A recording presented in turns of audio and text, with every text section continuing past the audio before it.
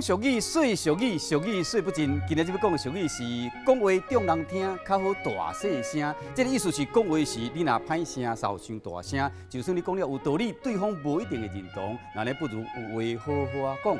桃园平镇有一个查甫人饲一只狗，因为狗会吠，安尼厝边隔壁吵甲挡袂牢，一直甲检举。这个查甫人就一个啉，找厝边去理论，想不到双方煞冤家兼相拍，真不幸被拍死。这讲话是艺术，嘛是魔术，有好多唔免大声，大声讲话是本能，细声讲话是文明。